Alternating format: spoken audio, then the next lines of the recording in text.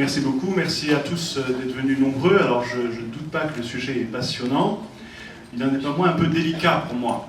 Pour deux raisons. D'abord parce que le pape François n'est pape de l'Église que depuis 1 an et demi. Donc on a beaucoup de choses à dire sur ce qu'il fait jusqu'à présent, ce qu'il entend faire, mais on a peu de recul, donc il faut aussi mettre beaucoup de réserve à ce que je vais pouvoir vous dire ce soir. Et cela pour deux raisons. D'abord parce que je ne suis pas dans la tête du pape François, donc je ne peux pas vous dire ce qu'il a l'intention de faire pendant son pontificat, et je ne suis encore moins dans la tête de l'Esprit Saint lui-même pour savoir où est-ce qu'il veut entraîner l'Église. Alors l'exercice que je vais faire avec vous ce soir, il est borné par ses limites, mais en même temps, il se veut être une première lecture peut-être des actes, des paroles, des écrits du pape, qui révèlent de toute façon quelque chose qui est de l'ordre du tournant. Je ne veux pas dire de la révolution, mais on ne peut pas rester indifférent devant ce qui est en train de se passer. J'en veux pour preuve un livre qui a été publié cette année du CERF sous la direction de Monseigneur Michel Dubost, qui titre « Le grand tournant, l'an 1 de la révolution du pape François ». Alors évidemment, l'éditeur joue sur le côté un petit peu événementiel de ce qui se passe, mais on est bien devant quelque chose qui est en train de bouleverser, au moins dans les apparences. J'entends vous montrer, à mon avis, en profondeur, la manière que nous avons de vivre l'Église. Je ne pense pas qu'on va bouleverser l'Église dans ce cas-là, dans sa nature, mais en tout cas dans le rapport qu'on entretient avec elle et la manière dont nous y vivons. Je vous ai mis là quelques petites images, vous allez voir, je vous ai mis le graffiti qui avait été peint sur les murs de Rome l'année dernière, qui avait vite été effacé malheureusement par la municipalité, mais qui traduit peut-être comment des jeunes perçoivent, qu'ils soient chrétiens ou non, la personnalité du pape. Parce que c'est indéniable, le pape François fait parler de lui, fait parler de l'Église, fait parler de Dieu, j'espère, mais en tout cas, ça ne se limite pas au cercle très étroit de l'Église catholique latine, ça déborde bien au-delà de la chrétienté et dans le monde social, etc. Alors, la manière dont je vais aborder cette conférence, vous allez le voir, elle va être en 3 temps. Premier temps, je vais essayer de vous brosser un petit peu quel est l'angle d'approche original que je voudrais traiter avec vous ce soir. Ensuite, je vais vous expliquer un petit peu quelques rudiments d'ecclésiologie, c'est-à-dire de science sur la nature de l'Église, pour vous permettre de comprendre dans quelle perspective se situe le pape François et quels sont les enjeux qui sont derrière. Ensuite, je reprendrai avec vous quelques gestes, quelques paroles, quelques aspects que le pape François met en œuvre, et enfin, j'essaierai de conclure en ouvrant sur des enjeux, des défis et des difficultés qui vont se présenter sur ce travail de réforme, parce qu'employons le mot, le pape est en train de réformer, peut-être pas l'Église, au moins la papauté. Je vais vous expliquer la différence qu'on va faire entre les deux, et qu'est-ce que cela peut produire, qu'est-ce qu'on peut espérer que cela produise à moyen et long terme. Je vais tout de suite vous dire qu'il y a beaucoup de choses très techniques en fait. Un ecclésiologue, donc un spécialiste de l'Église, voit beaucoup de choses dans ce que le pape dit et fait, qui sont peut-être pas si flagrants que ça pour le grand public. Alors je vais essayer de ne pas vous abrutir avec des notions très techniques, je vais essayer de le vulgariser au maximum, mais si jamais je ne suis pas clair ou des choses sont un peu confuses, on reprendra ça dans un temps de questions à la fin de la conférence. Alors, tout d'abord, une première remarque. Vraie et fausse réforme. Pourquoi ? Parce que quand on parle de réforme, on entend changer une situation a priori donnée. Sauf que si on n'y prend pas garde, la publicité que l'on fait sur la réforme du pape François, en général dans les médias, ça donne ça. Vous voyez ? C'est-à-dire qu'on va vous faire jouer au jeu des 7 erreurs. On va dire voilà avant et voilà après. Alors, il est indéniable que la manière dont le pape François se situe vis-à-vis de ce qu'on va appeler le décorum, vis-à-vis de ce qu'on va appeler peut-être un peu de face et de pompe qui resterait dans l'Église, est radical. Le choix même de son nom, en référence à François d'Assise, le fait de délaisser les appartements pontificaux pour loger à l'hôtellerie Sainte-Marthe, même si ce n'est pas pour une question de luxe, parce que les appartements pontificaux ne sont pas si luxueux qu'on voudrait bien le croire, mais plus pour une vie fraternelle plus développée, il y a de toute façon une certaine épure que le pape essaie de donner. Mais il faut se forcer, quand on essaie d'analyser un peu les choses, de dépasser les apparences. Et ce soir, je ne vais pas vous parler de la manière dont le pape a enlevé les chaussures rouges, dont il a enlevé le trône d'or, etc. Je vais essayer de vous introduire dans ce qu'il y a de plus profond, dans la manière qu'il a de nous proposer l'évangile du Christ dans l'Église d'aujourd'hui. Donc, allons-y. Première chose de l'introduction, il faut bien comprendre que François n'est François aujourd'hui que parce que quelque chose, quelqu'un, des personnes ont préparé le terrain. Il s'inscrit dans une vraie continuité et le premier événement qui fait que François peut être François aujourd'hui, c'est celui-ci. Est-ce que vous vous en souvenez ?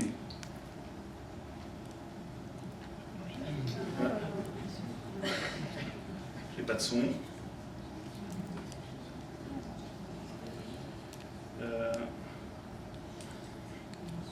Non, vous n'entendez rien ? Est-ce qu'on n'a pas débranché le micro sans fil dans le... Alors je recommence. Qua propter bene consus pontes huius actus plena libertate declaro, me ministerio episcopi Romae, successore Sancti Petri, vi beamus cardinalium, dium 12 aprilis bis millesimo quinto commissum, renunciare iter da die 28 februari bis millesimo tredicesimo hora 20, sedes Romae, sedes Sancti Petri vacet. Voilà. Donc, le premier acte, en fait, pratiquement du pontificat de François, même si historiquement on ne peut pas le dire comme ça, c'est l'acte de renonciation que fait Benoît XVI du ministère, de l'exercice du ministère pétrinien. Alors, je ne sais pas si vous vous souvenez, moi j'étais dans le train quand j'ai reçu une alerte sur mon iPhone pour dire que le pape avait démissionné. Ça a été un coup de tonnerre. D'ailleurs, la déclaration est faite en latin, à la fin d'un consistoire ordinaire sur la canonisation, et la caméra complète vous montre qu'à un moment donné, les cardinaux se penchent les uns vers les autres, est-ce qu'on a bien entendu ce qu'on a entendu ? Donc le premier acte en fait, qui va déclencher ce que les journalistes appellent la Révolution François, c'est la manière dont Benoît XVI lui-même, considérant en cohérence plénière avec sa théologie de l'épiscopat et du ministère pétrinien, va renoncer à l'exercice de la charge devenue trop lourde pour lui. Mais ce faisant, il pose un acte que personne ne pensait réalisable dans l'Église, même si le droit canonique le prévoit. Et donc, il ouvre une autre manière de se situer, au moins dans le registre de la papauté. C'est-à-dire de la manière dont on va considérer le ministère du pape dans son lien avec l'Église universelle et les églises particulières. Il y a donc dans cet acte de renonciation de Benoît XVI quelque chose qui va secouer l'Église au plus profond d'elle-même pour lui faire prendre conscience que le ministère pétrinien est bien un ministère de service de la communion, et que les difficultés auxquelles se trouve confrontée l'Église demandent peut-être une nouvelle fraîcheur, une nouvelle prise en main, et que la vocation de Benoît XVI sera de continuer de servir l'Église dans la prière et le travail intellectuel. Et la renonciation de Benoît XVI constitue, à mon avis, le point déclencheur des réformes du pape François. Parce que, dans la période du pré-conclave, les cardinaux vont échanger sur les défis de l'Église, sur les besoins, etc. Et on a retrouvé, puisqu'elle a été publiée, vous l'avez d'ailleurs dans le livre que je vous ai montré, une note du cardinal Bergoglio sur une prise de parole qu'il allait faire sur quel pape faut-il pour l'Église, dans lequel vous allez retrouver les principaux éléments de son début de pontificat. Et on ne peut pas douter qu'à un moment donné, les cardinaux n'aient pas entendu dans ce programme qui n'en était pas un, ce que l'Esprit Saint voulait dire à l'Église. Une autre façon de considérer le pontificat du pape François, c'est de se dire, maintenant que les cardinaux ont rompu en quelque sorte le secret du conclave, et qu'on sait qu'il était le challenger de Joseph Ratzinger au décès de Jean-Paul II, que pendant tout le pontificat de Benoît XVI, il y a deux personnes au monde qui le vivaient de manière particulière, Benoît XVI qui avait été élu, et Bergoglio qui avait failli l'être. Voilà. Donc le fait d'être élu pape après le pape Benoît XVI l'inscrit de toute façon dans une autre optique, et je vais essayer de vous montrer comment les deux pontificats se complètent et l'un préparant l'autre. Pour conclure sur ce temps d'introduction, je voudrais vous faire revoir la première apparition du pape François, et je vous la commente après. Faites attention aux paroles que le pape prononce.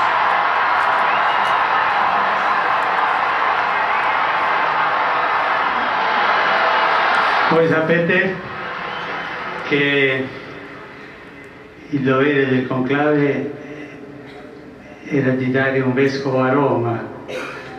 Sembra che i miei fratelli cardinali sono andati a prenderlo quasi alla fine del mondo, ma siamo qui.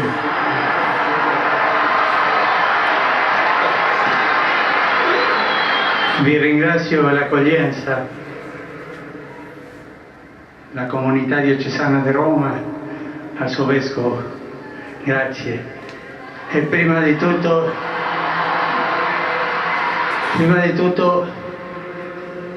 vorrei fare una preghiera per il nostro vescovo emerito, Benedetto XVI.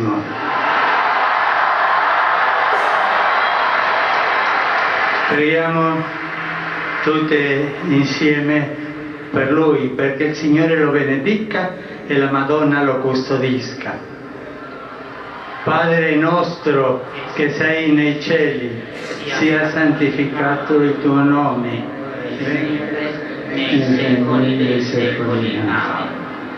E adesso incominciamo questo cammino, vescovo e popolo, questo cammino della Chiesa di Roma, che è quella che presiede nella carità tutte le chiese, un cammino di fratellanza, d'amore, di fiducia fra noi. Preghiamo sempre per noi, l'uno per l'altro. Preghiamo per tutto il mondo, perché ci sia una grande fratellanza. Vi auguro che questo cammino di Chiesa che oggi incominciamo, e chi mi aiuterà è il mio cardinale vicario qui presente, sia fruttuoso per la evangelizzazione di questa tanta bella città.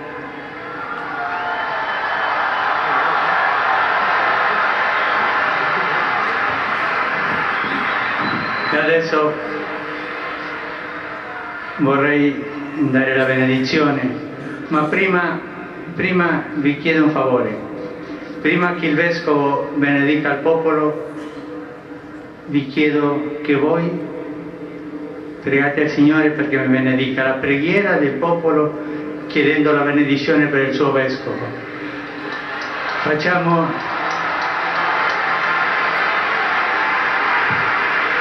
Facciamo in silenzio questa preghiera di voi su di me.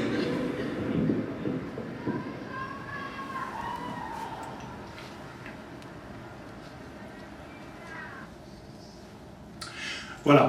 Donc, je ne sais pas si vous étiez devant votre poste de télévision, c'était à peu près à 20h, donc tout le monde devait être à peu près devant son poste de télévision. Et plusieurs choses sont marquantes. J'y reviendrai dans la conférence. Donc, je passe sur le fait d'abord de la présentation en simple soutane blanche, qui rompt avec le traditionnel arrivé avec l'étole, etc. Mais surtout, vous aurez remarqué que le pape ne prononce jamais le mot pape. Il ne parle que de l'évêque de Rome, au point de faire une phrase qui, s'il l'avait écrite telle quelle dans un devoir d'ecclésiologie, lui aurait valu une remarque du correcteur. Puisqu'il dit, vous savez que le premier devoir du conclave est de donner un évêque au diocèse de Rome. Or, on aurait attendu que le premier devoir du conclave est de donner un pape à l'Église. Donc le choix délibéré d'employer le terme d'évêque de Rome et de voir la manière dont il va se situer avec les personnes qui sont présentes, c'est-à-dire les Romains, de parler de la relation entre le chemin fait entre le peuple et l'évêque sur le chemin de l'Église. Le seul moment où transparaîtra dans son discours la mention de son rôle de premier dans la présidence des églises, c'est le fait qu'il rappelle que l'évêque de Rome est l'évêque de l'Église qui préside dans la charité aux autres églises. C'est l'évêque qui préside à l'Église, qui préside à la charité. Et donc il se situe bien dans une ecclésiologie de communion, selon le terme technique, qui situe son rôle de pape d'abord comme évêque de Rome, et il va même parler du cardinal vicaire qui va l'aider dans l'évangélisation de cette belle cité. Sachant que du coup, ça veut dire que son rôle de pape sera à comprendre comme étant le rôle de l'évêque de Rome. J'y reviendrai dans ma conférence pour vous signifier ce que cela peut nous donner à penser. La première partie de mon exposé va concerner la réforme que le pape François est en train de conduire, qui est plus une réforme de la papauté et de la curie qu'une réforme de l'Église au sens strict du terme. Tout d'abord, il faut repartir de la question pourquoi est-ce que les décisions du pape intéressent tant les non-chrétiens ou les non-membres de l'Église. Je vais me risquer à une interprétation. C'est parce que dans la pensée du grand public, l'Église est une institution. Et comme toute institution, elle a besoin d'un gouvernement central. C'est grosso modo l'image que la majorité des gens dans le monde ont de l'Église catholique. Et quand je dis la majorité des gens, j'entends aussi une certaine majorité de chrétiens qui pensent cela comme ça. Ça se traduit ainsi, le pape est le supérieur des évêques, à qui il confère un pouvoir et qu'il administre à travers des ministères que sont les dicastères de la curie romaine. Pardon. Je suis allé trop vite. Voilà. Donc, grosso modo, c'est ce schéma-là que tout le monde a en tête. Or, il se trouve que ce mouvement de centralisation du pouvoir autour du pape et de la curie est un mouvement qui ne commence pas hier. Mais c'est aussi un mouvement qui n'est pas originel au christianisme. Si on se risque à une lecture un peu rapide sur une fresque chronologique qui commence à Jésus-Christ, le premier mouvement de centralisation de la gouvernance et du pouvoir dans l'Église autour du pape se situe à la réforme grégorienne au XIe siècle. Qu'est-ce que la réforme grégorienne? Petit rappel rapide. La réforme grégorienne, on se situe à la fin du Xe siècle, une certaine féodalisation de l'Église où les princes et les seigneurs entendent contrôler les affaires de l'Église.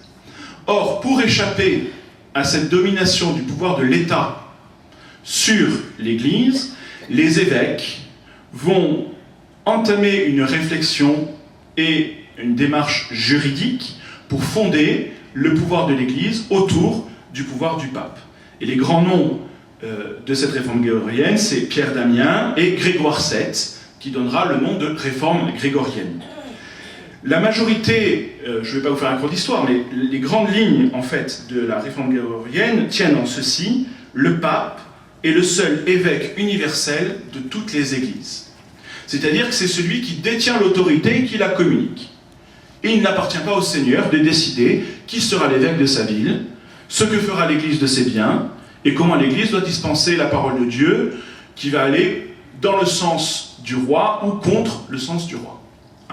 Donc il faut bien comprendre que la centralisation de la gouvernance dans l'Église à partir du Xe siècle vient en fait d'une volonté de liberté de l'Église. Il s'agissait d'assurer la liberté de l'Église dans l'annonce du royaume des cieux. Une deuxième étape, il y en a plein, mais que je relève, parce que j'y reviendrai plus tard dans ce que le pape est en train de faire, c'est le tournant du Concile de Trente. Alors, le Concile de Trente, que va-t-il opérer entre autres? Simplement que face à la réforme protestante, qui va semer le trouble dans la chrétienté, les évêques, pour réaffirmer la cohérence et l'unité de la foi catholique, vont vouloir traduire la foi dans une règle liturgique identique partout dans le monde, pour que les catholiques puissent avoir des repères dans la célébration de leur foi correspondant à ce qu'ils confessent. Et donc les évêques vont transférer au pape leur rôle de gardien, protecteur et promoteur de la liturgie. Jusqu'au Concile de Trente, chaque évêque diocésain promulgue ses règles et ses livres liturgiques. Ce qui fait que vous avez une multitude de rites de célébration dans l'Église catholique. Et le pape Pie V, qui est le pape d'après le Concile de Trente, en accord avec ce que le Concile a décidé, va publier un nouvel ordo missae, une nouvelle manière de dire la messe, en imposant que la manière de dire la messe soit le rite de l'Église de Rome, d'où le nom de missel romain, et il ne va sauvegarder, il ne va ne laisser persister dans la chrétienté que les rites qui peuvent justifier de plus de 200 ans d'existence. Ce qui fait qu'on va conserver un rite ambrosien à Milan, un rite lyonnais, etc. Mais on est encore dans une phase de sauvegarder la foi, donc on va retransférer encore une partie du pouvoir des évêques au pape. La difficulté de ce type de processus, c'est que quand les contextes vont changer, on ne va pas redescendre. Donc on a encore cet emboîtement de transfert de pouvoir des évêques vers le pape qui continue. Le tournant suivant que je voulais vous montrer, c'est le Concile Vatican II au XXe siècle, dont nous fêtons l'anniversaire en ce moment, les 50 ans du Concile, qui va, en bénéficiant du triple renouveau patristique, liturgique et biblique, relire le premier millénaire du christianisme pour finalement comprendre que pendant 1000 ans, on a quand même vécu sans pouvoir centralisé. Ce qui ne veut pas dire que pendant le premier millénaire du christianisme, il n'y avait pas d'autorité de l'évêque de Rome. D'accord ? Il y avait une relation à l'évêque de Rome comme garant de la communion, mais qui n'était pas liée à la centralisation d'une autorité ou d'un pouvoir. Donc ça veut dire que pendant la moitié de la vie de l'Église, on a vécu autrement. Ce qui veut dire qu'on n'est pas obligé de continuer forcément dans un modèle. Et donc tout le travail de relecture et de réinterprétation des pères de l'Église notamment et de l'Église médiévale va permettre au Concile de recomprendre quelle est finalement la structure naturelle de l'Église que le synode des évêques de 85 qualifiera d'ecclésiologie de communion. Et notamment, ça va se traduire dans une doctrine qui est la doctrine de la collégialité épiscopale. Et vous allez voir pourquoi je vous parle de ça. Le Concile Vatican II disant ceci, au paragraphe 22, de même que Saint Pierre et les autres apôtres constituent, de par l'institution du Seigneur, un seul collège apostolique, semblablement, le pontife romain, successeur de Pierre, et les évêques, successeurs des apôtres, forment entre eux un tout.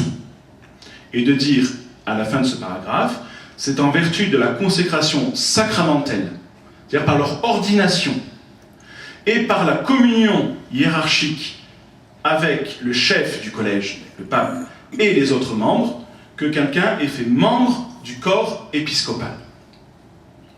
Cela se traduit comment ? Par le fait que le schéma grand public que nous avons eu tout à l'heure n'est pas le bon. Cela signifie, si je veux le faire sur un schéma, que les évêques, présidant leur église, chacun dans leur diocèse, en tant que successeurs des apôtres sur le siège qui les occupe, président de manière plénière à la destinée de ces églises. Et le pape, en tant qu'évêque de Rome, tient une place particulière, ce qu'on appelle le primus inter pares, le premier entre les pairs, qui doit garantir la communion et l'unité de ce collège-là. Et le Concile précise que le pouvoir des évêques ne vient pas du pape, mais vient de leur ordination sacramentelle.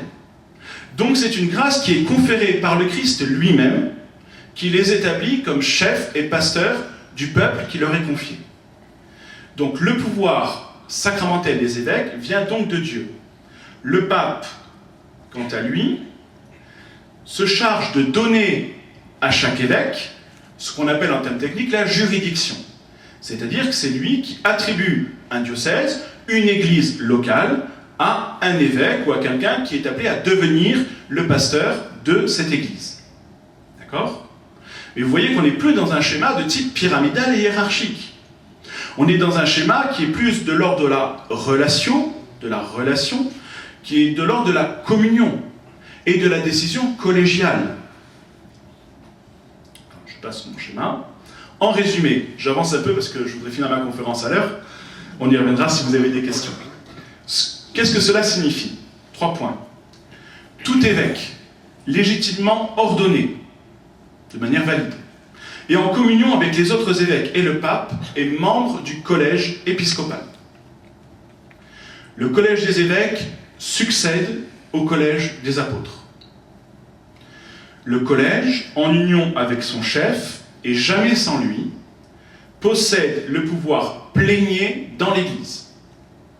Le concile est très clair, ce n'est pas le pape qui possède le pouvoir plénier, c'est le collège, jamais sans le pape, on est d'accord, qui possède ce pouvoir plénier dans l'Église.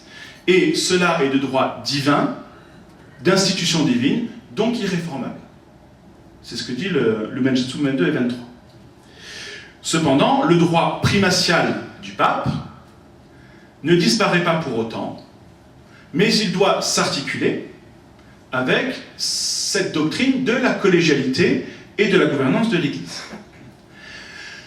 Voilà ce qu'affirme le Concile Vatican II. Alors, je ne vous dis pas que ça ne s'est pas fait sans peine. Hein. Le Concile a failli éclater à cause de cela, ce qu'on appelle la semaine noire du Concile. Parce que majorité et minorité vont s'affronter, et que le pape Paul VI va trancher sur la question avec un petit document qui s'appelle la lettre préliminaire que vous trouvez dans les décisions du Concile, qui donne le cadre d'interprétation de cela. Mais donc, c'est pas quelque chose qui est anodin dans l'Église. La difficulté, c'est que la mise en œuvre, concrètement, de cette doctrine, va être compliquée. Et va passer par des péripéties qui vont être difficiles. Et, ordinairement, dans un cours d'ecclésiologie, on cite 3 exemples de difficultés de mise en œuvre. Alors, je ne dis pas de problème, je dis de difficulté de mise en œuvre. Le premier point, c'est la promulgation et la réception d'Humanum Vitae de Paul VI sur la régulation des naissances. Pourquoi? Parce que dans le processus de consultation que le pape avait mis en place, il y a eu à un moment donné un saut sur la consultation des évêques qui faisaient partie de la commission. Et que le pape a décidé, de son autorité de souverain pontife, il est dans son droit, dans son rôle de gardien de la foi, de promulguer le texte, même si les avis de la commission étaient partagés. Je passe sur la difficile réception qu'a été ce texte, et qui est encore ce texte aujourd'hui. Mais on voit bien que dans ce cas-là, il y a une difficulté, une mise à mal de la collégialité sur cette question-là. Je ne dis pas qu'on aurait pu faire autrement, je ne sais pas, mais en tout cas, c'est un exemple qui montre que ce n'est pas si simple au quotidien.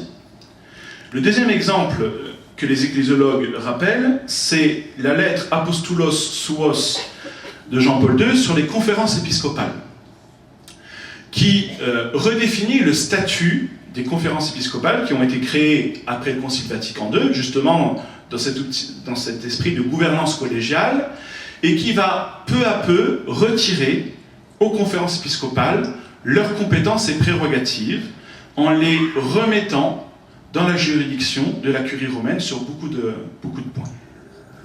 Le dernier exemple que l'on donne, c'est la lettre Liturgiam Authenticam sur la liturgie, sur l'interprétation authentique du Concile sur la liturgie, qui notamment retire aux conférences épiscopales et au groupement des conférences épiscopales le pouvoir de promulgation des livres liturgiques en les soumettant à une recognitio très stricte de la curie romaine sur les traductions. Ce qui fait que quand on veut traduire un nouveau livre liturgique en français, on met du temps.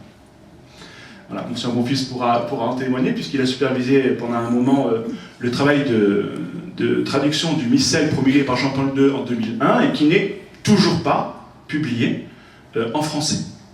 Et le pape a fait entendre, par 2 ou 3 interviews qu'il a données ou textes, que cette question de Liturgiam Authenticam devrait être réabordée assez rapidement parce que ça occasionne beaucoup de difficultés dans la réception. Je vous donne un exemple rapidement, je n'en donnerai qu'un. Les Anglais ont promulgué la traduction du missel de Jean-Paul II, sauf qu'au lieu de dire « brothers and sisters » pour parler de frères et sœurs, le missel les oblige à dire « brethren », qui est du vieil anglais. Alors si ça peut encore passer dans certains milieux de la High Church en Angleterre, tant vous dire qu'en Australie, aux États-Unis et ailleurs, brethren, on ne sait pas ce que c'est. Voilà. Mais donc on a un problème de réception derrière, et donc de pratique de la foi. Donc c'est pour ça que c'est sensible. Je passe sur les exemples. Tout ça pour vous dire que la mise en œuvre de la communauté épiscopale n'est pas quelque chose de simple. Et je ne jette pas la pierre à Paul VI, Jean-Paul II et Benoît XVI de ne pas y être arrivé sur ces cas-là. Parce que c'est vraiment quelque chose de difficile à mettre en œuvre, parce qu'on lutte là contre une tendance qui s'est formée dans l'Église pendant plus d'un millénaire. Voilà. Donc il faut aussi être conscient de ce que ça représente humainement de mettre en œuvre, il ne s'agit pas de le dire, il faut encore se convertir. Le pape François dans tout ça, qu'est-ce qu'il fait? Parce que c'est quand même le but de notre conférence. Alors quelques exemples. Premier exemple, le G8 du pape. Vous savez, ce groupe de cardinaux que le pape a instauré dès sa prise de fonction pour l'aider à gouverner la curie, à réformer la curie, pardon, et à gouverner l'Église. Ces 8 cardinaux sont maintenant 9 parce qu'il y a adjoint le cardinal secrétaire d'État, le cardinal Parolin, récemment. Voilà. Mais donc le pape signifie par ce conseil restreint qu'il entend gouverner avec l'appui de ces 8 cardinaux choisis par lui, et ce sont tous, à l'exception du cardinal secrétaire d'État, des évêques à la tête d'une église locale. Il n'y a aucun cardinal de curie dans ce G8. Ce sont tous des évêques en poste. C'est-à-dire des évêques qui président effectivement à la destinée du peuple de Dieu. Parce que ça, c'est un autre problème que je ne vous ai pas soulevé, c'est que quand vous faites les statistiques de l'Église catholique aujourd'hui, 46% des évêques ne sont pas à la tête d'une église particulière, ne dirigent pas un diocèse. Alors ça tient à quoi? Ça tient au fait que maintenant, comme les évêques remettent leur démission au pape à 75 ans, on a un certain nombre d'évêques qui sont à la retraite et qui ne président plus à la destinée d'une église. Ça tient au fait qu'il y a des évêques auxiliaires qui aident les évêques titulaires dans la gouvernance de leur diocèse, mais qui ne sont pas à la tête d'une église. Ça tient au fait que les nonces apostoliques sont archevêques, et que donc du coup ils ne président pas non plus à la présidence d'une église. Que les cardinaux de curie sont évêques, mais ne président pas. Sauf que ce qui était de l'ordre de l'exception, quand on atteint 46%, ce n'est plus une exception. Et que du coup, il y a une vraie question sur quel est le rôle d'un évêque qui reçoit la grâce du Christ de présider à une église quand il ne la préside pas. Donc le fait que le pape choisisse pour le conseiller des évêques qui sont effectivement à la tête d'une église particulière est un signe de sa manière d'envisager le gouvernement de l'église. Voilà. Deuxième proposition que je vous fais, la participation des évêques au gouvernement de l'église, l'importance justement que va donner le pape aux églises locales, c'est-à-dire aux diocèses. Je ne reviens pas sur ce qu'on a dit déjà sur l'élection, sur le fait qu'il se présente comme l'évêque de Rome qui préside à la charité de toutes les églises, qu'il parle de l'évangélisation du diocèse de Rome parce qu'il en est l'évêque, etc. Si vous relisez attentivement le discours que le pape François a fait en marge des JMJ de Rio aux évêques d'Amérique du Sud, vous y trouverez un certain nombre d'éléments qui vont dans ce sens-là, notamment par le fait que l'usage qu'il fait du titre d'évêque de Rome est significatif dans ce document. Il relie dans ce document le fait que la présidence effective d'une église, c'est-à-dire la communion entre les évêques, en l'occurrence les évêques d'Amérique du Sud, puisque c'est à eux qui s'adressent, et donc ce qu'on appelle la collégialité, et la manière de fonctionner dans une église locale en mode de synodalité, on fait un synode diocésain il n'y a pas si longtemps que ça, sont étroitement liés. Et il invite les évêques à se sentir beaucoup plus cum Petro, c'est-à-dire avec Pierre, que sub Pietro, c'est-à-dire sous l'autorité de Pierre. C'est-à-dire qu'il entend faire développer un esprit de collégialité des évêques d'un même lieu, d'une même zone géographique, d'une même langue, pour justement promouvoir une évangélisation en profondeur là où ils sont chargés d'annoncer Jésus-Christ. Et vous avez dans l'exhortation La joie de l'Évangile un certain nombre d'éléments aussi, notamment au numéro 32, où le pape admet que sur cette question de la synodalité et de la collégialité, nous sommes très en retard. C'est pas parce qu'on dit qu'on est très en retard qu'on n'a pas avancé. Attention. Mais ça veut dire que sur ce sujet-là, il y a encore du chemin à parcourir. Et c'est précisément sur ce chemin-là que le pape tente d'entraîner l'Église. Je vous rappelle que c'est exactement ce que le Concile a demandé. Hein. Il n'invente rien. Il essaie de mettre en œuvre, d'une manière actuelle, ce que le Concile Vatican II a demandé. Autre élément que le pape a mis en œuvre, vous l'avez vu, c'est la convocation du synode extraordinaire des évêques sur la famille. Pourquoi est-ce que c'est assez notable? D'abord parce qu'il s'agit d'un synode extraordinaire.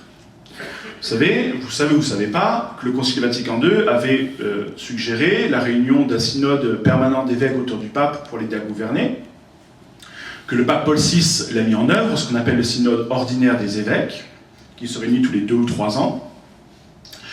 Mais alors qu'au tout début, dans l'après-concile, le synode abordait des thèmes de gouvernance très précises, peu à peu, les papes ne vont lui conférer que des sujets thématiques importants.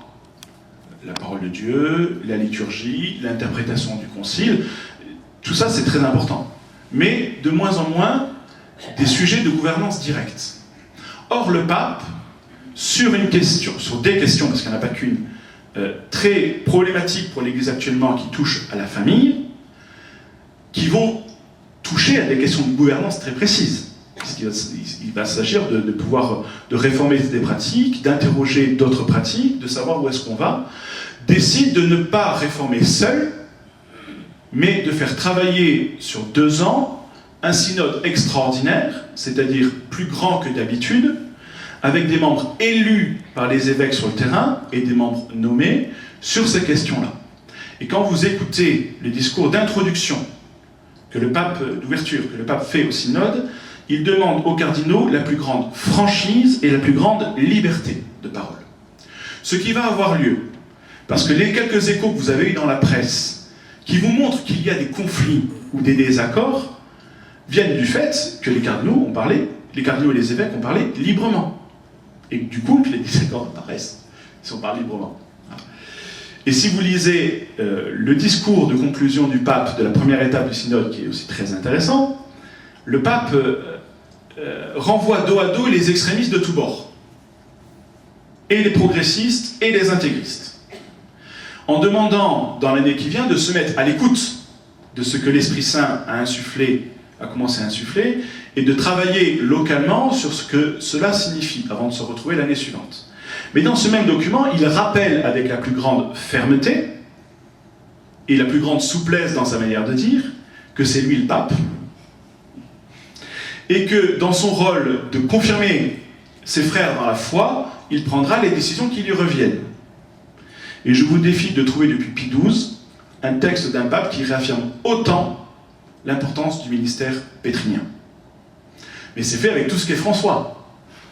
C'est-à-dire avec toute sa douceur, avec toute sa sagacité jésuite, et avec sa volonté de conversion personnelle qu'il imprime à toute l'Église. Voilà. Dernier point de cette partie, vers une réforme de la curie. Parce que c'est quand même ça qui est au cœur même, finalement, du travail de François et auquel le groupe des 8 s'attelle, même si actuellement nous ne savons pas vers quoi il s'oriente. Mais le pape François veut réformer la curie, c'est-à-dire l'administration romaine de l'Église, pour visiblement, si on arrive à bien décrypter son discours, ne pas vouloir que la curie soit au service du pape dans la gouvernance de l'Église, mais que la curie soit au service des églises locales dans leur travail nécessaire d'annonce de l'Évangile. Alors vous me dites, ça ne change pas grand-chose, mais ça change tout. Mais aussi, ça va passer par des réformes forcément structurelles et des modes de fonctionnement qui restent encore à imaginer. Voilà. Tout n'est pas acheté dans la curie, quand même. Mais ça veut dire que d'autres manières de faire, d'autres manières de penser, d'autres manières d'organisation, on verra en conclusion quelles sont les pistes qui s'offrent au pape François actuellement. La deuxième grande partie de mon intervention, je serai un petit peu plus bref, rassurez-vous, concerne non plus la manière dont le pape veut réformer, mais dont le pape gouverne. Parce que c'est bien le sujet de ma conférence, la gouvernance de l'Église. Or, dans l'Église, gouverner, c'est servir. Et le pape gouverne non pas à la manière d'un président, non pas à la manière d'un gouverneur, mais à la manière d'un pasteur. C'est-à-dire qu'en tant qu'évêque, il préside en tant que premier pasteur, serviteur du Christ dans son diocèse, comme n'importe quel évêque dans son diocèse. Et la méthode François se résume à quoi? Alors j'ai mis quelques points. Tout d'abord, une dimension symbolique forte qui met en lumière des priorités. Vous l'aurez noté, quand François pose un geste, il ne le fait pas à moitié. Le premier geste d'ailleurs, c'est le choix de son nom. Le deuxième, c'est la manière dont il apparaît au balcon de Saint-Pierre. Le troisième, c'est le fait qu'il n'emploie pas le terme de pape, mais d'évêque. Et le quatrième, c'est qu'avant de bénir le peuple, il demande au peuple de demander la bénédiction de Dieu pour lui. Donc il pose des actes, et des actes qui sont en cohérence avec la manière dont il vit l'Église et dont il croit. De la même manière que lorsqu'il va aller embrasser un handicapé qui est défiguré, il ne le fait pas parce que ça fait bien devant les caméras. Il le fait parce qu'il pose un geste qui est en conformité profonde avec sa foi et avec son amour du Christ. Et donc, la manière hautement symbolique dont François s'est usé est au service, non pas de son image, mais au service d'une annonce explicite de l'Évangile qu'il veut mettre en œuvre. Une deuxième manière dont François gouverne, c'est une prédication imagée, accessible à tous, bref, une nouvelle forme de langage. Je parle bien de forme et pas de fond. Parce que, en ce qui concerne le fond, le pape Benoît XVI nous a abreuvé de catéchèses, d'homélies, d'encycliques qui sont des bijoux spirituels et théologiques.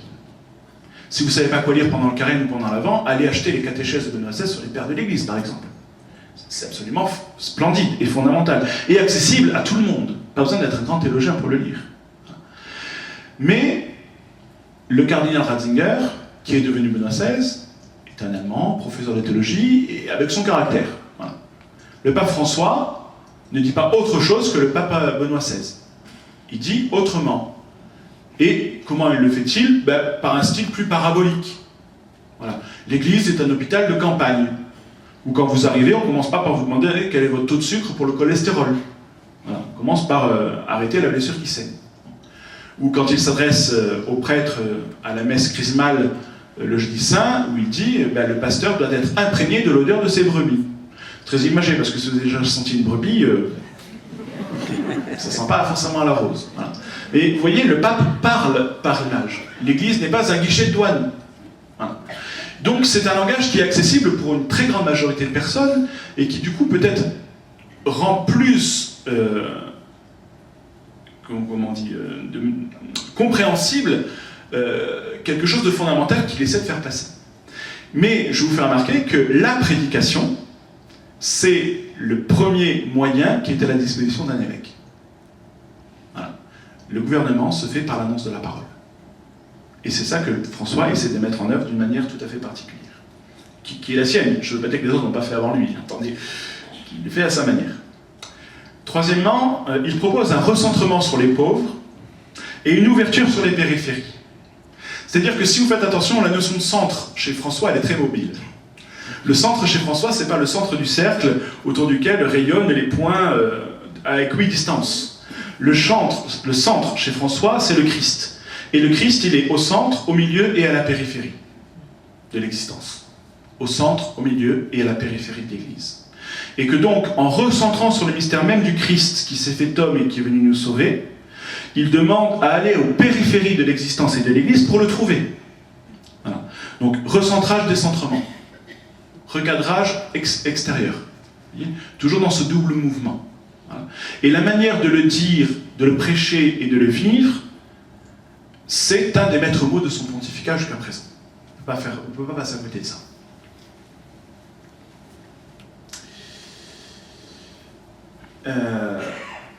En conclusion, quelques enjeux, difficultés et perspectives.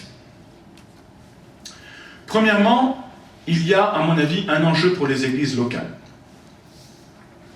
Alors, je vous l'ai dit, les églises locales, les églises diocésaines, sont au cœur même de la manière dont le pape veut exercer son pontificat. Pour l'instant, on est encore beaucoup dans l'expectative, c'est-à-dire que si on va au bout de la pensée qui semble être présente chez le pape, c'est-à-dire qu'à un moment donné, il faudra passer par une réforme juridique, il faudra passer par une réforme institutionnelle, il faudra passer par des textes, par des actes. Bon, on verra comment ça va se faire, quand ça va se faire et jusqu'où ça ira. Mais de toute façon, il y a une volonté de remettre au cœur même des décisions de l'Église les églises locales, dans leur diversité et dans leur communion. Et notamment, une des solutions que le cardinal Bergoglio, alors le cardinal Bergoglio n'est pas le pape François, que le cardinal Bergoglio avait évoqué en son temps, qui est une idée qui fait son chemin depuis un certain temps, c'est une orientation vers ce qu'on appellerait des patriarcats catholiques. C'est-à-dire par des régions du monde qui seraient regroupées autour d'un évêque, patriarche, un peu à la mode orientale, qui serait un petit peu le garant de la communion des évêques dans son patriarcat. C'est-à-dire une subdivision de l'Église peut-être plus en adéquation avec des réalités que les conférences épiscopales ne recouvrent pas forcément. C'est une des pistes, c'est pas la seule. De la même manière, je vous ai signalé tout à l'heure que dans sa volonté de réorganiser la curie, on sent que le pape veut mettre la curie au service des églises diocésaines, et non pas comme une instance de contrôle ou de régulation des églises diocésaines. Et ça, il faudra voir comment la mise en œuvre va se faire. Parce que ça demande d'imaginer non plus un système descendant, mais un système ascendant vis-à-vis de la curie.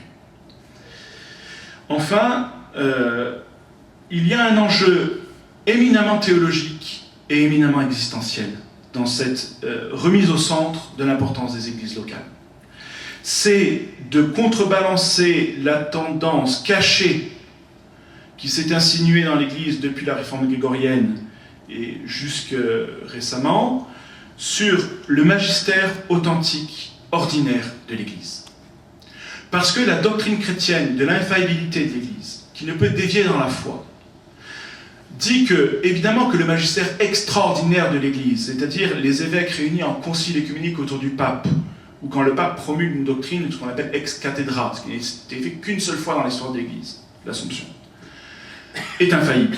Mais il dit aussi que le magistère ordinaire des évêques jouit de l'infaillibilité dans la mesure où ils sont en communion. Or, ce magistère ordinaire, actuellement, ne s'exprime pas. Et si vous allez voir dans le Code de droit canonique, donc on vous dit bien que le magistère de l'Église ordinaire, c'est-à-dire la juridiction des évêques, est infaillible, mais on vous dit dans un petit paragraphe dessous que pour que le magistère ordinaire soit considéré comme infaillible, il faut l'avoir précisé. Parce que sinon, on ne sait pas ce que c'est le magistère ordinaire. Voilà. Donc ça veut dire qu'on veut remettre en place le fait que les évêques, dans leur communion, parce qu'ils n'accomplissent pas leur volonté propre, mais discernent, sous l'impulsion de l'Esprit Saint, le chemin que le Christ trace à son Église, jouissent de son assistance, et donc peuvent infailliblement parler sur la foi et les mœurs. Mais ça ne nécessite pas seulement du juridique, ça nécessite une conversion spirituelle et une mise en œuvre de communion. Ce qui n'est pas toujours très évident quand on connaît les hommes. Bon. Autre enjeu, c'est un enjeu proprement œcuménique. Pourquoi ? Parce que l'écuménisme n'a jamais autant progressé que depuis le Concile Vatican II. Parce que le fait même de convoquer un concile écuménique, c'est-à-dire, alors entendez bien, le concile écuménique, c'est la convocation de tous les évêques catholiques de la terre. Et le pape, Jean XXIII et le pape Paul VI, ont invité à titre d'observation des évêques luthériens, anglicans, orthodoxes, des pasteurs, pour venir écouter et observer. Et dans le processus, justement, du secrétariat pour l'unité des chrétiens, qui est devenu le conseil pontifical, etc., et la très grande encyclique Ut un Sint, qu'il soit un, de Jean-Paul II, cherche à réaliser l'unité des églises dans la communion. Et pas seulement l'unité des églises catholiques, l'unité de toutes les églises. Et le pape Jean-Paul II, dans son encyclique sur l'unité, avait justement dit qu'il était prêt à remettre en question la primauté juridique de Pierre dans le dialogue œcuménique pour trouver justement quel était le chemin d'unité et de communion qu'il pouvait y avoir avec les autres églises. Mais depuis cette encyclique-là, l'œcuménisme avance, mais il avance un petit pas. Or, si on s'oriente vers une meilleure mise en œuvre de la collégialité épiscopale, c'est-à-dire des évêques qui président effectivement à la destinée des églises dans leur gouvernance globale, on se rapproche d'un mode de gouvernement de l'Église qui était celui du premier millénaire de l'Église indivise, et donc d'une porte de dialogue et de mise en œuvre avec nos frères orthodoxes notamment. Voilà. Mais c'est encore du chemin à faire. Mais c'est des portes que visiblement le pape François entend suivre à la suite de Jean-Paul II et de Benoît XVI. Vivre dans l'Église et annoncer l'Évangile. Alors, ça c'est peut-être à la fois le plus grand défi et la plus grande difficulté que le pape rencontre. C'est-à-dire que la conversion de l'Église qui lui demande ne peut passer que par des conversions personnelles. Et les conversions personnelles, ce n'est que Dieu qui peut les accomplir en nous quand nous acceptons de faire cette conversion avec lui.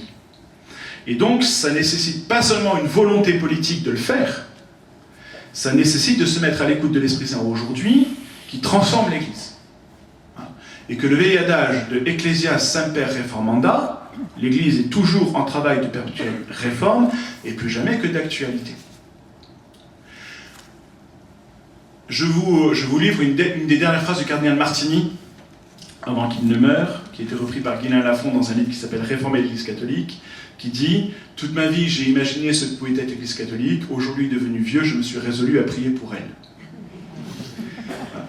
Et il y a donc là un enjeu absolument essentiel qui ne concerne pas seulement le pape, la curie et les évêques, mais tout chrétien qui décide de suivre Jésus-Christ dans l'Église. Voilà.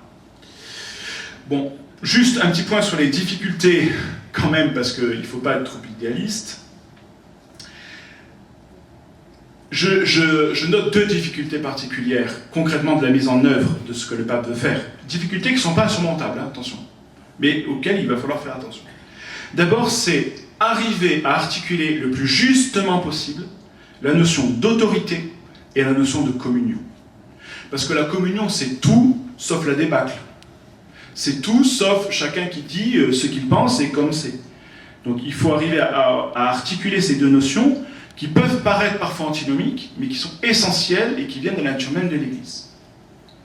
Et la deuxième chose, c'est la question des nominations épiscopales, parce que remettre les évêques au cœur de la collégialité pour la gouvernance de l'Église, c'est se confronter aux évêques actuellement en place, qui ont été nommés dans des contextes, dans des temps, par des personnes, et qui sont légitimement les successeurs des apôtres.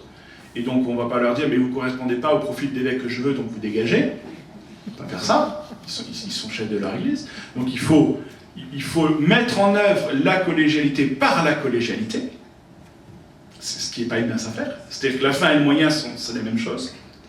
Il faut aussi revenir, à mon avis le pape y reviendra, sur le taux de 46% dont je vous parlais, d'évêques qui ne sont pas à la présidence d'une Église de manière effective. Voilà. Et puis, il y a aussi les profils des pasteurs que le pape va mettre en place. Vous avez un article dans la Croix, je crois pour la Toussaint, qui parlait un petit peu de ça. Voilà. Et il serait intéressant de voir dans quelques temps comment, finalement, le pape choisit les évêques, parce que je vous prie de croire que quand vous êtes prêtre ou évêque dans l'Église catholique, et que vous lisez les lettres que le pape vous écrit, ou les textes qui vous concernent, il n'y va pas forcément avec le dos de la cuillère. Voilà. Et qu'il appelle ses ministres à une vraie conversion personnelle, autant qu'il y invite les fidèles. Voilà. Et donc, cette mise en œuvre, finalement, de ce que le pape François veut faire dans la gouvernance de l'Église, n'est qu'une remise à jour, finalement, de ce que le Concile a décidé, et qui, jusqu'à présent, s'est fait, mais doit être encore fait. Je m'arrête là. Si vous avez des questions, c'est à vous.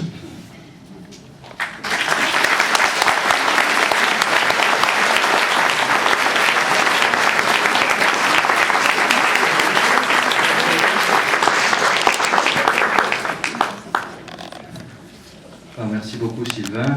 Il y aura certainement de nombreuses questions. Nous avons une demi-heure, je pense, à peu près, voilà, de questions. Je vais demander peut-être à Pierre aussi, non, tu es là, ou à Nicole, de venir, qu'on ait un micro pour chaque partie. Alors, une question, c'est-à-dire une phrase, à la fin un point d'interrogation, à laquelle Sylvain pourra répondre. Je ne demande pas, ni Sylvain, une revue de presse, vos ressentis, une question. Vous êtes nombreux, qu'on laisse la parole aux uns et aux autres. J'insiste beaucoup là-dessus. Dès que ça dépassera 20 secondes, je vous retirerai le micro. Qui désire poser une question? Il y en a. Voilà. Lucas. Selon vous, le pape François, qu'est-ce qu'il pense du rôle de la femme dans l'Église? C'est pas urgent? Selon moi, il faudrait poser la question au pape de ce qu'il en pense lui-même. Hein. Il y a quelques petites homélies ou petits apartés du pape sur la question. Je pense que le pape, il est tout à fait conscient de l'importance de la place des femmes dans l'Église. Après, sur la manière dont il va le mettre en œuvre dans un style de gouvernance, moi je ne sais pas, je ne suis pas à sa place. Il est évident en fait que pour le pape, la question ne se pose pas en termes de misogynie ou d'androgynie. Elle se pose dans la manière dont finalement l'Église elle-même en tant que peuple de Dieu avance sur le chemin du royaume. Et à partir de là, comment est-ce que ces pasteurs légitimes, à son écoute et à l'écoute de l'Esprit Saint, avancent avec elle. Après, la question des femmes particulières, évidemment qu'il y a des dossiers sur la place des femmes dans l'Église qu'il faut ouvrir.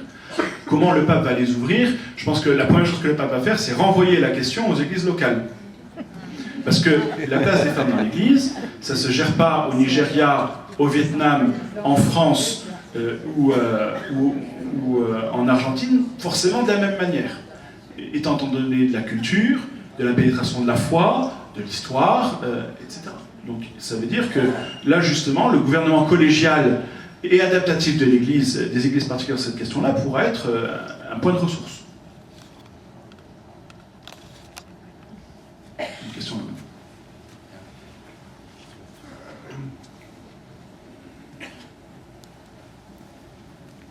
La place de l'argent dans l'Église.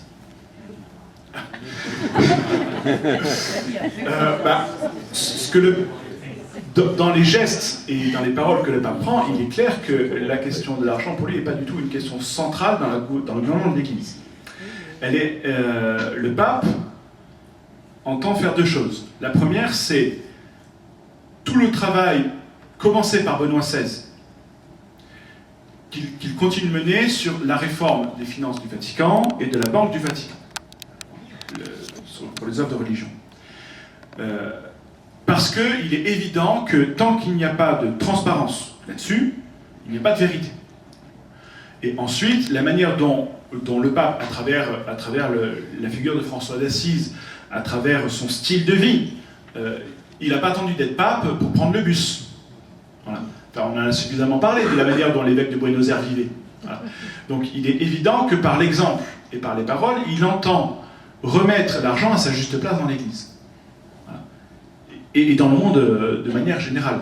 Alors, la difficulté, c'est que là-dessus, dans un monde qui est hyper économiste et entièrement lié à des questions d'économie, il ne faut pas se laisser récupérer. Ça a été le cas un peu avec Jérôme Kerviel, quand même. Bon. Il faut laisser le pape libre des positions qu'il prend. Voilà. Mais évidemment, il invite à une authentique pauvreté, y compris effective.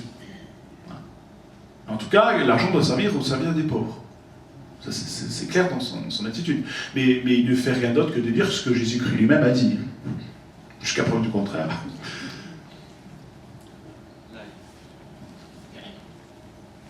Est-ce que le pape a réfléchi sur le possible mariage des prêtres ou de religieux en général? Alors, qu'il y ait réfléchi, je pense qu'il y a réfléchi. Il n'a, à mon sens, pas pris position. Les quelques positions que le cardinal Parolin avait prises ont été très très nuancées en disant que de toute façon ce n'était pas une position officielle, c'était sa position à lui.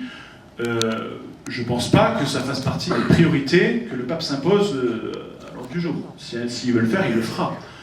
Sur cette question-là, pour l'évacuer tout de suite, il n'y a aucun problème doctrinal sur l'ordination d'hommes mariés. C'est une question disciplinaire, et qu'il y a des raisons qui ont conduit à cette décision de l'Église latine. Il y a des raisons qui continuent à ce que ça perdure, et si un jour le pape veut remettre la question, je pense qu'il le fera de manière collégiale, soit par un synode, soit par des travaux de conférences épiscopales, en renvoyant la question justement à la collégialité.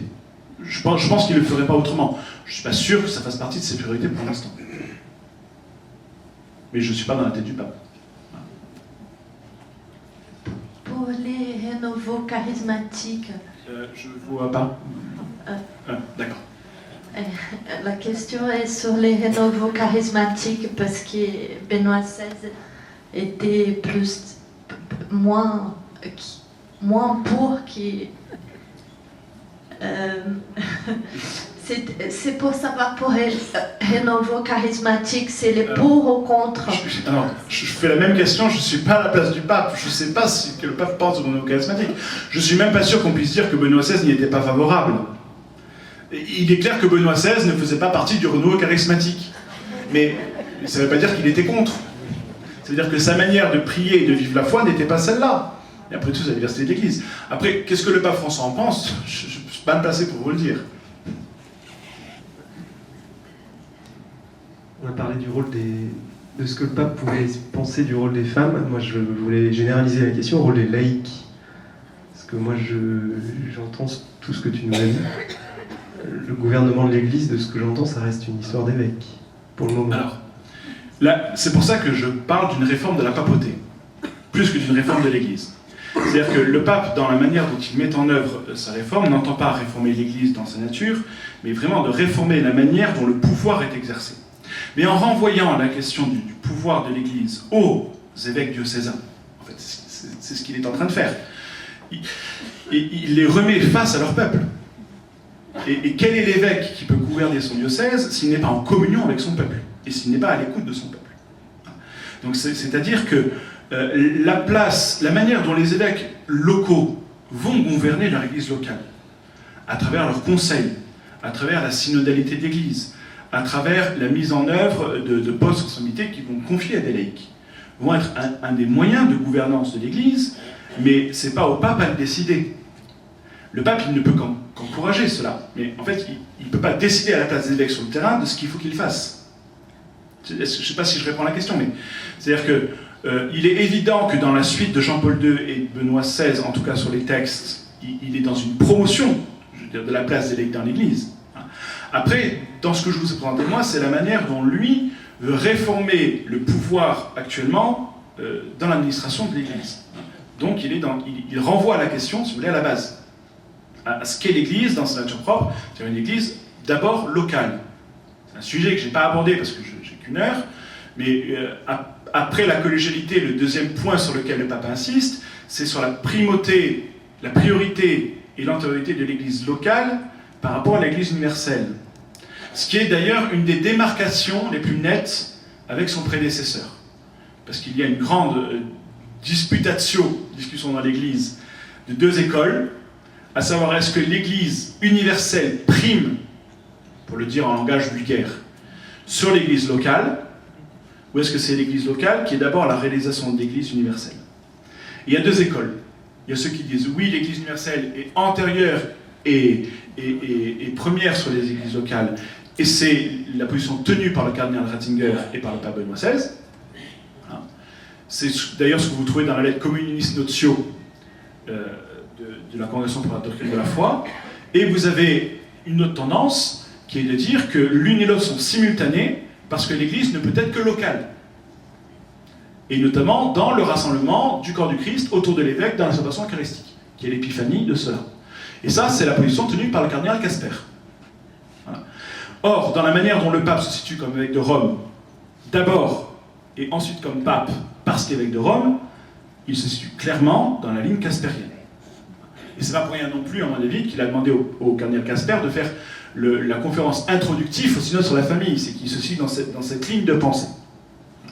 Donc cette question des églises locales et l'église universelle est une question qui est présente aussi dans le pontificat de Benoît et qui s'articule à la notion de la collégialité. Mais je ne veux pas être trop technique non plus.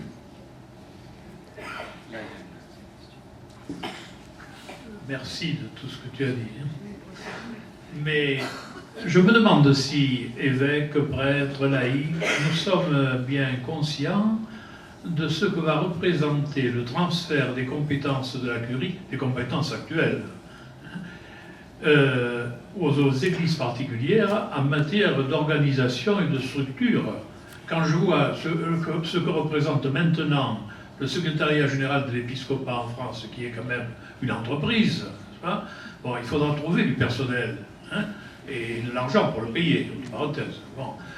Pour les histoires, les questions de procès, de mariage, de liturgie, enfin, tout ce qui est traité à Rome, et dont Rome possède la dernière décision pour l'instant, si ça revient dans les églises particulières, eh bien, il y aura de quoi faire une belle curie. Hein.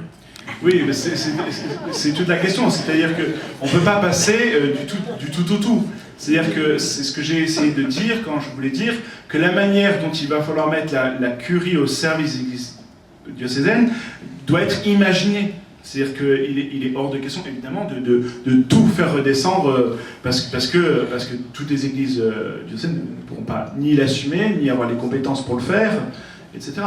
D'où l'enjeu de savoir à quel niveau, quelle subsidiarité, ou est-ce que, si ça reste quand même traité à Rome, comment est-ce que l'ascenseur fonctionne. Voilà. Mais ça veut dire qu'effectivement, il faut imaginer de nouvelles structures qu'on n'a pas encore imaginées. Combien de temps ça prendra et est-ce qu'on arrivera à la capacité de le faire? Je pense, dans la foi, je pense qu'on le fera. Après, à quel niveau, je ne sais pas. Mais de fait, c'est une vraie question. Est-ce qu'actuellement, il y a une aide particulière, une relation particulière, oui, entre le pape Benoît XVI et le pape François? Et comment elle s'articule? Alors, je pense qu'elle est de l'ordre du privé. C'est-à-dire que il y a des rencontres régulières, sans qu'elles soient trop fréquentes, entre les deux, mais de toute façon, le pape Benoît XVI, dont je vais vous faire remarquer, parce que je ne voulais pas faire remarquer, que le pape l'appelle l'évêque émérite de Rome, est d'une discrétion absolue. C'est-à-dire que les seules fois où il est apparu, c'était pour soutenir le pape François dans sa légitimité. Quelques-uns s'étaient demandé pourquoi est-ce qu'il était présent, je crois que c'était à la canonication de Jean-Paul II, de manière aussi présente, ou à l'anniversaire de sa renonciation. C'est parce qu'il entendait affirmer que sa renonciation était pleinement libre et qu'il avait fait obédience au nouveau pape. Parce qu'il est dans cette situation, il serait facile d'essayer de monter l'un contre l'autre. Un vaticaniste, je ne sais plus lequel, j'ai lu sur Internet, racontait que justement pendant le synode des évêques, certains cardinaux sont allés frapper à la porte du monastère dans le jardin pour demander au pape Benoît XVI de prendre position sur la question des divorces mariés, étant entendu qu'on soupçonnait qu'il aurait une position contraire à celle du pape. Qu'a fait le cardinal Ratzinger? Il les a renvoyés en leur disant « Le pape, il habite là-bas. » Et le vaticaniste dit, alors je ne sais pas quelles sont ses sources, mais je vais bien le croire parce que je pense que c'est profondément ce que Benoît XVI a dû faire, et après les avoir envoyés, il aurait décroché son téléphone pour appeler le pape François en lui disant « Je t'ai renvoyé les cardinaux qui étaient venus me voir, maintenant si toi tu veux un conseil théologique, ma porte est ouverte. » Donc de fait, il y a des relations, à mon avis, très amicales, parce que je pense que ce sont des personnes qui s'estiment beaucoup, mais pas si fréquentes que ça pour préserver la liberté du pape François. En tout cas, ce n'est pas le pape Benoît XVI qui s'imposerait dans cette relation-là. Vous nous avez, je vous en remercie, bien décrit les grandes tendances, les lignes de fond sur lesquelles François s'aventure. Est-ce que l'on en a déjà des effets dans les églises locales? Est-ce que l'on voit déjà des changements dans leur, prise d'autonomie? Je ne sais pas si c'est le bon terme. Je pense que ce serait au pasteur à le dire. Je pense que pour l'instant, c'est un peu tôt. C'est-à-dire que, concrètement, il n'y a pas eu de réforme ni juridique ni institutionnelle qui ont été mises en place. Les premières réformes, si, on commence à le sentir dans la manière dont les évêques eux-mêmes entrent en relation avec le pape, commencent à l'entrevoir, à travailler. Maintenant, je pense que ça va prendre un petit peu de temps. Puis, c'est pas parce que le pape va aller dans cette direction-là qu'il ira forcément dans cette direction-là. Je vous ai dit, hein, la mise en œuvre de la collégialité se fera par la collégialité. Voilà. C'est-à-dire que si le collège des évêques décide d'aller dans une direction un petit peu différente, ben, je ne pense pas que le pape fasse du forcing pour aller dans sa vision des choses. Voilà. Mais pour l'instant, ça fait qu'1 an et demi qu'il est là. Hein. Comment réagit la curie?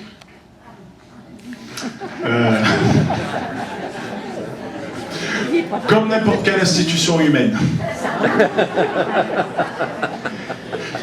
Elle réagit, si vous voulez, si vous êtes un peu friand des potins mondains, que vous allez sur certains blogs bien renseignés ou mal renseignés, vous allez voir que ça se tire un peu partout dans les pattes quand même. Et qu'il ne manque pas d'un cardinal pour dire qu'il ne fait pas bon d'être cardinal à Rome en ce moment. Maintenant, le pape François a redit plusieurs fois qu'il était très admiratif quand même du travail que l'ensemble de la curie accomplit, et c'est pas parce qu'il y a des dysfonctionnements ou quelques-uns qui font dérailler la machine que l'ensemble de la curie ne fait pas du bon travail. Voilà. Mais qu'effectivement, dès que vous commencez à dire qu'il faut réformer, ben, il y en a qui sont contents, il y en a qui sont pas contents. Donc pour l'instant, voilà, c'est comme n'importe quelle institution humaine. Dans ce cas, dans la réforme qu'insuffle le pape François, ne met-il pas plus l'accent sur une autre manière d'être en communion les uns avec les autres, une autre manière d'être en relation avec le monde, plus que sur une réforme de structure? Les deux sont très liés chez François. C'est-à-dire que, je ne sais pas si c'est une autre manière d'être en communion, je dirais que c'est plutôt une manière de redécouvrir ce qu'est la communion. Mais il est évident que pour lui, la structure institutionnelle de l'Église doit refléter sa nature. Et que s'il faut réformer la structure pour faire davantage apparaître la synodalité et la communion, il faut le faire. L'un va pas sans l'autre. Parce que si vous avez, si la structure n'est pas le bon outil pour permettre de s'exprimer, ben, l'Église va à l'encontre de ce qu'elle doit être. Et si vous n'avez pas de structure qui permet de le vivre, c'est l'inverse. Il faut... L'un va pas sans l'autre, mais du coup, ça explique que du coup, c'est un peu compliqué et que ça prenne un peu de temps.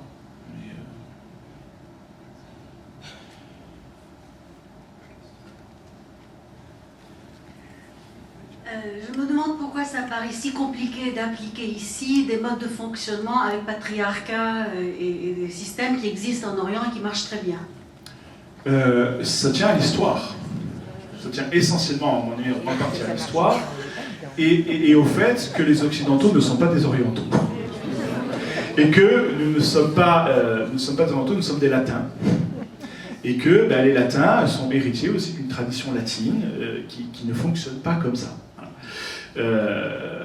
Voilà, ça tient à l'histoire. En même temps, c'est pas parce qu'on ne fonctionne pas sur le mode de l'Orient que notre mode de fonctionnement n'est pas légitime.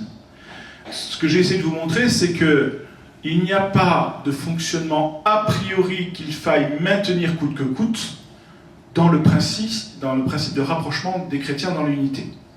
C'est-à-dire qu'il faut se mettre à l'écoute de ce qu'est l'Église et de ce que l'Esprit dit à l'Église pour avancer vers son chemin d'unité.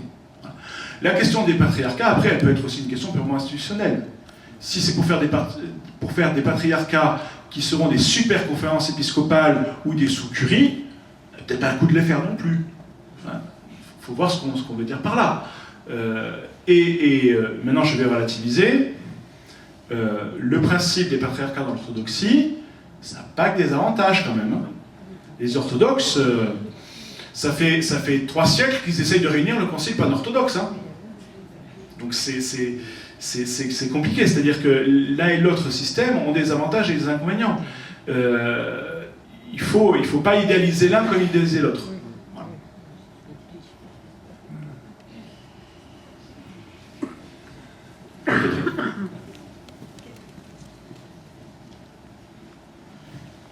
Quelle relation a le pape aujourd'hui avec les chefs d'État? On a l'impression, j'ai l'impression, qu'il est, écoutez, le mot est peut-être fort, mais on l'entend parler d'Ebola. Ça réagit tout autour très vite, il a été le premier à en parler, il parle de l'argent, ça réagit autour. Enfin, il y a plein de sujets qu'il aborde, la guerre, la manière de faire la guerre aussi, qui surprend. Donc je voudrais savoir quelle relation il a. Je pense qu'il a des relations, comment dire, qu'elles soient voulues ou non, il a des relations influentes. il reçoit beaucoup de chefs d'État. Si vous regardez un petit peu les flux d'actualité du Vatican, il ne se passe pas une journée sans qu'il y ait un chef d'État qui soit en visite au Vatican et que le pape reçoit. Après, il bénéficie d'une telle notoriété dans le monde populaire de partout sur la planète que ça devient impossible pour un chef d'État d'ignorer ce que dit le pape. Après, il y a des limites aussi, c'est-à-dire qu'il a eu beau inviter le président israélien et le président palestinien au Vatican pour la paix, de manière effective, concrète, immédiate, voilà, ça ne donne pas forcément des fruits. Je pense que c'est quelqu'un qui a une juste compréhension de l'articulation entre l'Église et l'État, et qu'après il joue son rôle de chef d'État comme de chef spirituel selon les besoins de son ministère. Mais, voilà. Oui, alors je vais poser une question, je ne sais pas si j'ai le droit de la poser, parce que ce n'est pas à toi, Sylvain, que je vais la poser. J'aimerais, puisque nous avons notre pasteur qui est présent dans la salle, qu'il nous dise comment il se situe par rapport à tous ces changements et justement au fait que sa responsabilité a grandi peut-être dans ce nouveau schéma de l'Église et notamment comment il envisage la place qu'il donne au laïc. C'est la question qui avait été posée devant tout à l'heure. Je ne sais pas si sa charge a grandi, parce que je crois fondamentalement que sa charge d'évêque n'a pas changé. La seule chose, c'est que le pape entend dans l'avenir à ce qu'elle soit peut-être mieux articulée avec son rôle à lui. Merci de la question. Je n'ai payé personne. Voilà pour obliger à répondre. Premièrement, la théologie que j'ai reçue, que j'ai faite, que j'ai vécue, c'était les tout premiers pas de Vatican II. J'ai eu la chance d'être au grand séminaire au moment où les grands textes sur l'Église, sur voilà, tous les grands sujets que l'on connaît, étaient votés. Ça veut dire ces textes qui étaient une source, si vous voulez, pour le peuple chrétien, pour toute l'Église. J'ai eu cette chance, et avec des enseignants qui véritablement convaincus, heureux de pouvoir accueillir ainsi, si vous voulez, ce que l'Église, avec ce concile nous donnait, nous ont fait partager. Et pour moi, c'est une conviction profonde que l'expression du pape Jean-Paul II, reprise très souvent par Benoît XVI, de dire que le concile est une boussole fiable pour l'Église, pour moi, c'est quelque chose de capital. Et donc, pour moi, c'est ce qui guide aussi ma manière d'avoir été pasteur, curé, responsable de catéchèse dans une autre vie, et finalement être appelé par le pape Jean-Paul II à la mission épiscopale. Moi, c'est ce qui me guide aujourd'hui dans ma tâche d'évêque. La figure on a évoqué, la figure du pape Jean-Paul II, la figure du pape Benoît XVI, et je te remercie ce que tu as dit entre les liens qui peuvent exister entre ces pasteurs de l'Église universelle, et je pense que, voilà, malgré la première photo qui était très humoristique entre les Benoît XVI et le pape François sur leur trône, voilà, mais je crois qu'il y a au-delà de ça, il y a une profonde continuité, profonde. Et moi j'ai été très sensible à ce que tu as évoqué, Sylvain, sur le fait que Benoît XVI a ouvert une porte. Il a ouvert une porte. Et je pense que Benoît XVI, voilà, savait véritablement, voilà, ce que derrière cette porte, il pouvait se passer et arriver. Et parlant de collégialité, je dois dire que lors de la dernière visite ad limina, c'est-à-dire la visite que les évêques font régulièrement auprès du pape, voilà, de celui qui assure la communion des églises, et donc il y a 1 an et demi, les évêques de France, nous sommes allés par vagues successives, et je faisais partie de la dernière vague, étant évêque de Perpignan, voilà, pour aller à la rencontre, voilà, du pasteur de l'Église universelle, de Benoît XVI. Pour moi, ce qui m'a profondément marqué, peut-être que ça a été la visite des dicastères, comme il nous a été rappelé, où l'on a bien senti que Benoît XVI avait quand même impulsé aussi, je crois, une autre manière, voilà, de vivre aussi ces relations entre des évêques et ce qu'il a appelé la curie, le gouvernement central de l'Église. C'est vrai qu'il y avait une grande différence. Mais lorsque le Saint-Père nous a reçus par 2 fois, nous avons été reçus avec lui, bon, de manière plus globale, et ensuite par province. Et nous étions, notre province, assez peu d'évêques, puisque nous étions que 5 évêques, et 1 ou 2 s'étaient joints à nous pour d'autres raisons, et nous étions en collégialité, assis en cercle autour du Saint-Père. Il n'était pas sur son trône et nous devant pour recevoir une parole qui nous tombait dessus. Ce n'était pas le schéma pyramidal, mais le schéma qui était vécu, c'était celui qui assure la communion et ceux qui, dans l'Église répandue par toute la terre, sont ces pasteurs en responsabilité de portions, comme dit Vatican II, l'Église locale qui est une portion du peuple de Dieu sous la responsabilité d'un pasteur. Et à tour de rôle, nous avons engagé le dialogue avec le pape Benoît XVI à partir des questions que chacun de nous évêques nous avions souhaité lui poser, et le pape éclairait notre réflexion, éclairait nos questions avec ce qu'il était, évidemment, ce que tu as souligné de sa personnalité. Et pour moi, ça a été un événement très marquant. Nous étions en collégialité avec le pape Benoît XVI. Et je crois que déjà dans l'Église, cela était très marquant. Il a impulsé cela. Et je pense que, oui, le pape François va dans cette ligne-là de manière assez forte. Mais enfin, il faut encore que les actes passent. Deuxièmement, on parle des laïcs et de l'Église diocésaine. Je vais simplement dire, je ne vais pas faire lever le doigt un certain nombre de personnes qui sont ici. Qui est responsable du service diocésain de la catéchèse? Qui est responsable? Ce service est une des démultiplications de ce qu'a à vivre, à donner à vivre à son Église l'évêque, puisqu'il y a la fonction d'enseignement. Il y a la fonction de sanctification et de gouvernement. La fonction d'enseignement, elle est importante, tu nous as dit. Donc ça touche à la foi, ça touche à l'ouverture sur l'intelligence de la foi, le partage de ce que l'Église croit, à travers une proposition faite à tous les âges, finalement, la catéchèse. Mais souvent on pense catéchèse, les enfants, etc. Qui dans notre diocèse est responsable?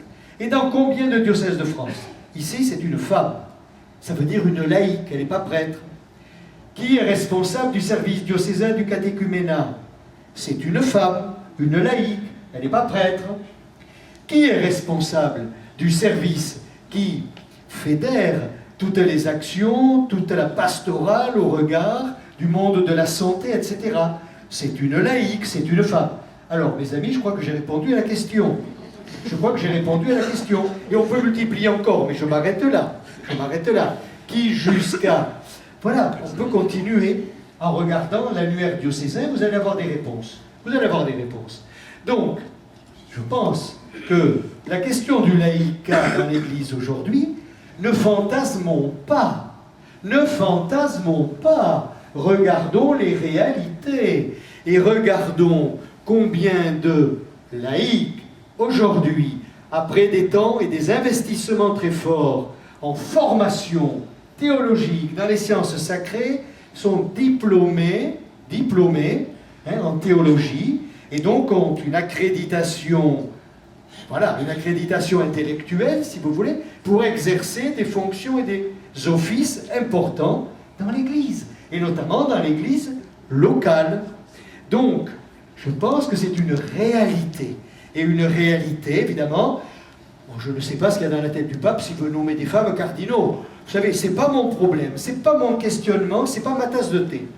Pour moi, c'est périphérique, mais pas dans le sens du pape. C'est périphérique, cette affaire-là. Ne fantasmons pas là-dessus. Vivons véritablement ce qui est l'enjeu que François veut nous faire saisir.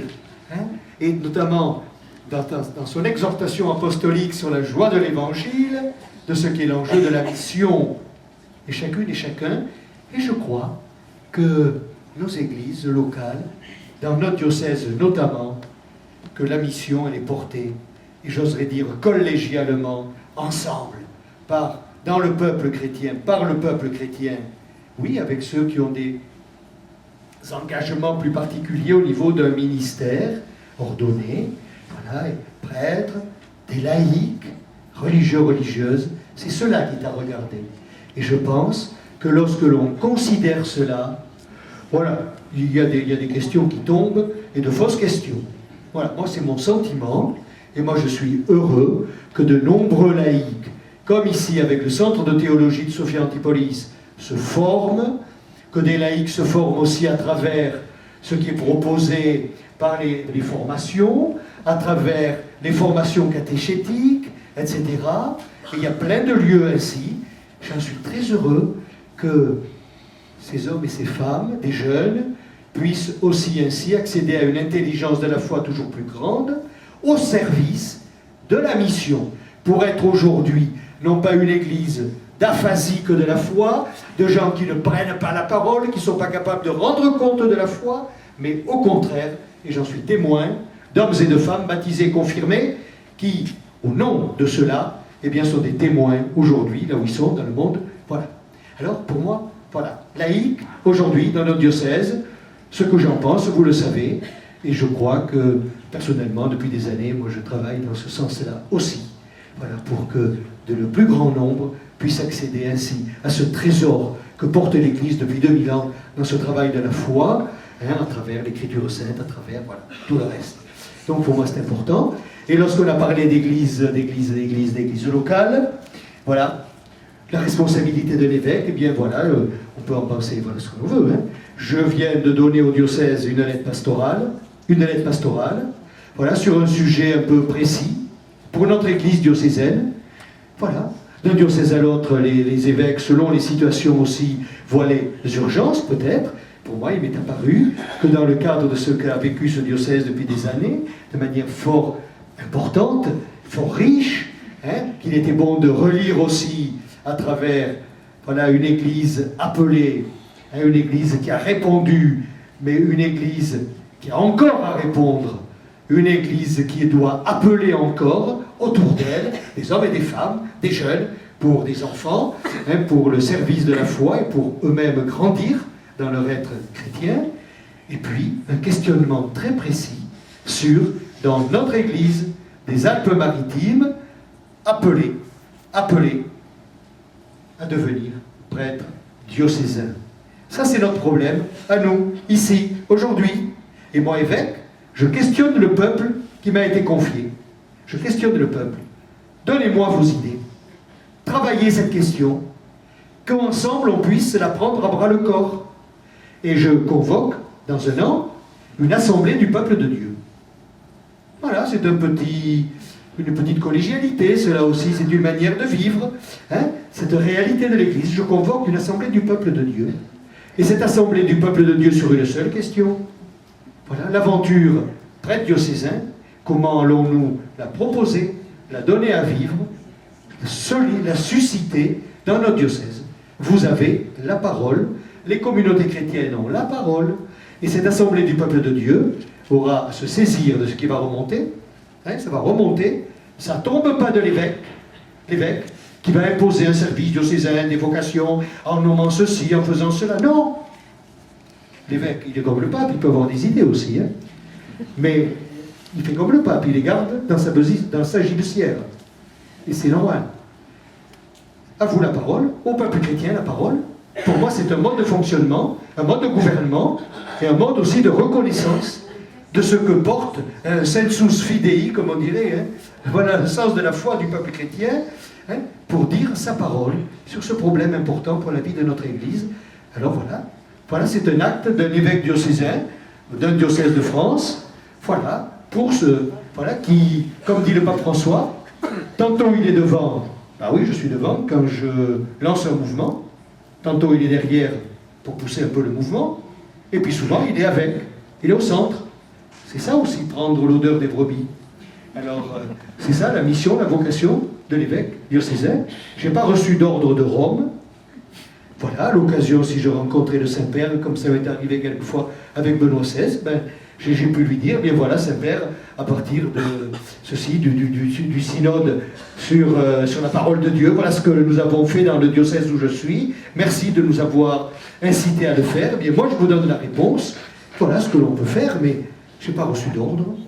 Voilà, je crois que l'Esprit Saint a travaillé à travers des discussions, des rencontres, et je vous propose cette aventure évêque diocésain des Alpes-Maritimes. Alors le peuple est sollicité.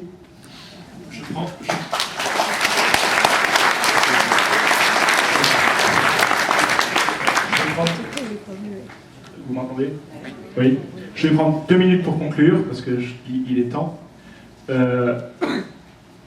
Pour faire bref, ce que le pape propose de vivre, comme tous ses prédécesseurs avant lui, mais en particulier, c'est peut-être de nous reconsidérer comme étant membres de l'Église et de choisir à quelle Église nous voulons appartenir dans la suite du Christ. De ne pas se laisser faire par des histoires d'institutions, de fatalisme, d'inertie, et de commencer à vivre l'Évangile au jour le jour chez nous, et c'est ça qui transformera l'Église. Je reprends une phrase que le père Scholtus, qui était mon supérieur de séminaire, nous a dit au moment de sa messe de départ, en quittant ses fonctions de supérieur du séminaire des Carmes, il nous a dit « Vous êtes prêtre aujourd'hui d'une église, à vous de choisir si vous êtes prêtre d'une église, d'une vieille femme ménopausée ou d'une jeune fille vierge qui a la vie devant elle. » On en est là, c'est-à-dire qu'on vit l'église à la manière dont on veut la vivre aussi. Donc il faut la recevoir, et ce que le pape nous exhorte à vivre, et ensuite il faut la vivre jusqu'au bout. Si vous voulez poursuivre la réflexion, je vous propose 3 livres. Donc 2 de François, évidemment, donc, l'exhortation apostolique, la joie de l'évangile. L'intégralité de l'interview qu'il a accordée au père Spadaro, l'église que j'espère, qui est une mine d'informations sur ce que, si vous voulez savoir ce que le pape pense, lisez ça. Et si vous voulez aller un peu plus loin, ce livre dont je vous ai parlé, il y en a plein sur le pape François, mais le grand tournant, l'an 1 de la révolution du pape François, les articles sont assez intéressants. Je vous recommande particulièrement le dernier article d'Hervé Legrand, qui est ecclésiologue, et qui questionne justement sur les enjeux ecclésiologiques des réformes que le pape veut accomplir. C'est un article très intéressant, un peu technique, mais accessible à tous.